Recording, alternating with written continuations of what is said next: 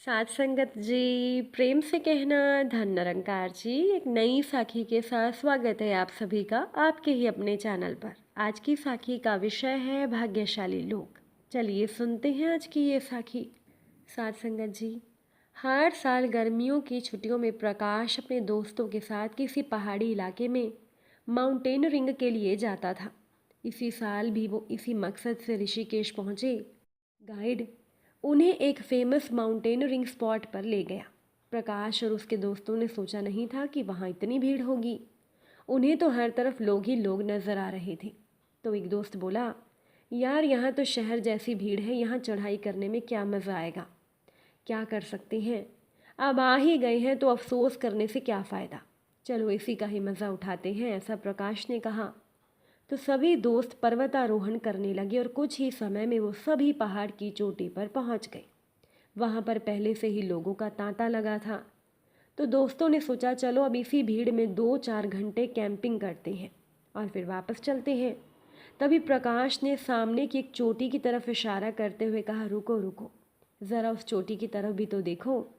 वहाँ तो बस मुट्ठी भर लोग ही दिख रहे हैं। कितना मज़ा आ रहा होगा, क्यों ना हम वहाँ चलें। एक दोस्त बोला, वहाँ? अरे वहाँ जाना सबके बस की बात नहीं है। उस पहाड़ी के बारे में मैंने सुना है, वहाँ का रास्ता बहुत मुश्किल है और कुछ भाग्यशाली लोग ही वहाँ तक पहुँच पाते हैं। तो बगल में खड़े हुए कुछ लोगों ने भी प्रकाश का मजाक बनाते हुए कहा, भाई अगर वहाँ जाना इतना ही आसान होता तो हम सब यहाँ झक नहीं मार रहे होते। लेकिन प्रकाश ने किसी की बात नहीं सुनी और वो अकेला ही चोटी की तरफ बढ़ चला। 3 घंटे के बाद वो उस पहाड़ी की चोटी पर था। वहाँ पहुँचने पर पहले से मौजूद लोगों ने उसका स्वागत किया और उसे प्रोत्साहित किया। प्रकाश भी वहाँ पहुँचकर बहुत खुश था। अब वो शांति से प्रकृति की खूबसूरती का आनंद ले सकता था। जाते जाते प्रकाश ने बाकी के लोगों से पूछा, एक बात बताइए, यहाँ पहुँचना इतना मुश्किल तो नहीं था। मेरे विचार से तो जो उस भीड़ भाड़ वाली चोटी तक पहुँच सकता है, वो अगर थोड़ी बहुत मेहनत और करे तो वो इस चोटी को भी आराम से छू सकता है। फिर ऐसा क्यों है कि वहाँ सैकड़ों लोगों की भीड़ है और यहाँ पर केवल मुट्ठी भर लोग।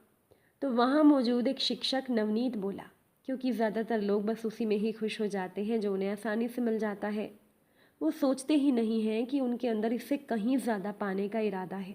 और जो थोड़ा पाकर खुश नहीं भी होते, वे कुछ अधिक पाने के लिए खतरा नहीं उठाना चाहते। वे डरते हैं कि कहीं ज़्यादा के चक्कर में जो हाथ में है वो भी कहीं चला ना जाए। जबकि हकीकत ये है कि अगली चोटी या अगली मंजिल पाने के लिए बस ज़रा सी कोशिश की ज़रूरत पड़ती है। पर साहस ना दिखा पाने के कारण अधिकतर लोग पूरी ज़िंदगी बस भीड़ का हिस्सा ही बनकर रह जाते हैं और साहस दिखाने वाले उन मुट्ठी भर लोगों को भाग्यशाली बताकर खुद को तसल्ली देते रहते हैं।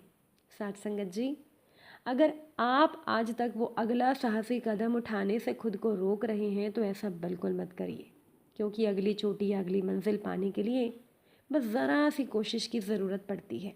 खुद को उस काम को करने से रोकिए मत। थोड़ा सा साहस, थोड़ी सी हिम्मत आपको भीड़ से निकाल कर उन मुट्ठी भर लोगों में शामिल कर सकती है जिनको दुनिया भाग्यशाली कहती है। साथ संगत जी, ऐसे ही थे एक विश्वास साहब जो अपने आप को बहुत भाग्यशाली मानते थे।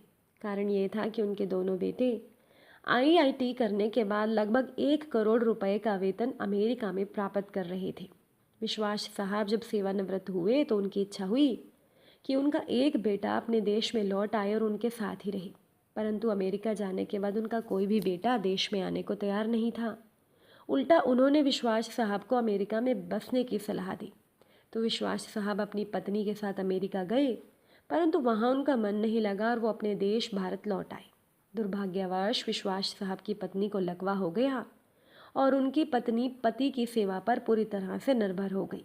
प्रातः नित्य कर्म से लेकर खिलाने पिलाने, दवाई देने आदि का सारा काम विश्वास साहब के ही भरोसे पर था। पत्नी की जुबान भी लकवे के कारण चली गई थी। विश्वास साहब पूरी निष्ठा और स्नेह से पति धर्म का पालन कर रहे थे। एक रात विश्वास साहब ने दवाई वगैरह देकर पत्नी को सुलाया और खुद भी पास लगे हुए पलंग पर सोने चले गए। रात के लगभग 2 बजे हार्ट अटैक से विश्वास साहब की मौत हो गई। तो उनकी पत्नी सुबह 6 बजे जब जागी तो इंतज़ार करने लगी कि उनका पति आकर वॉशरूम जाने में उनकी मदद करेंगे। इंतज़ार करते करते पत्नी को किसी अनिष्ट की आशंका हुई। अब क्योंकि उनकी पत्नी खुद चलने में असमर्थ थी, उसने अपने आप को पलंग से नीचे गिराया और फिर घसीटते हुए अपने पति के पलंग के पास पहुंची। उन्होंने पति को हिलाया डुलाया पर कोई हलचल नहीं हुई। पत्नी समझ गई कि उनके पति इस दुनिया में नहीं रहे। अब पत्नी की जुबान लकवे के कारण चली गई थी, इसीलिए किसी को आवाज़ देकर बुलाना भी पत्नी के वश में नहीं था। घर पर कोई और था भी नहीं। फ़ोन भी बाहर ड्राइंग रूम में लगा हुआ था। तो पत्नी ने पड़ोसी को सूचना देने के लिए घसीटते हुए फ़ोन की तरफ बढ़ना शुरू किया। लगभग 2 घंटे की मेहनत के बाद वो फ़ोन तक पहुंची और उन्होंने फ़ोन के तार को खींच कर नीचे गिराया। पड़ोसी के नंबर जैसे तैसे लगाए। पड़ोसी भला इंसान था। फ़ोन पर कोई बोल नहीं रहा था, पर फ़ोन आया था, इसीलिए वो समझ गया कि मामला गंभीर है। उसने आस पड़ोस के लोगों को सूचना देकर इकट्ठा किया। दरवाज़ा तोड़कर सभी घर के अंदर आए तो उन्होंने देखा कि विश्वास साहब अपने पलंग पर मृत पड़े थे और उनकी पत्नी टेलीफोन के पास मृत पड़ी थी। पहले तो पति की मृत्यु हुई और फिर पत्नी की मृत्यु हुई। अंतिम यात्रा दोनों की साथ साथ निकली। पूरा मोहल्ला कंधा दे रहा था, परंतु 2 कंधे मौजूद नहीं थे जिसकी माँ बाप को उम्मीद थी। शायद वो 2 कंधे करोड़ों रुपए की कमाई के भार से पहले ही दबे हुए थे। शायद मौत आने से पहले विश्वास साहब और उनकी पत्नी को करोड़ों रुपए पाने वाले बेटों की याद ज़रूर आई होगी, पर ये वो बेटे हैं जिनके लिए विश्वास दंपति ने ना जाने कितनी तपस्या की होगी। साथ संगत जी, अब आप लोग खुद ही सोचिए कि आपको क्या लगता है, विश्वास साहब क्या सच में भाग्यशाली थे? मरते समय उन्हें अपने बेटों का कंधा भी नसीब नहीं हुआ, तो क्या फ़ायदा है ऐसी औलाद का। साथ संगत जी, अचानक से एक बार एक मोड़ पर सुख और दुख की मुलाकात हो जाती है। तो दुख सुख से कहता है, तुम तो कितने भाग्यशाली हो जो दुनिया के सारे लोग तुम्हें पाने की कोशिश में लगे रहते हैं। तो सुख ने मुस्कुराते हुए कहा, अरे दोस्त, भाग्यशाली मैं नहीं, भाग्यशाली तो तुम हो। तो दुख ने हैरानी से पूछा, वो कैसे?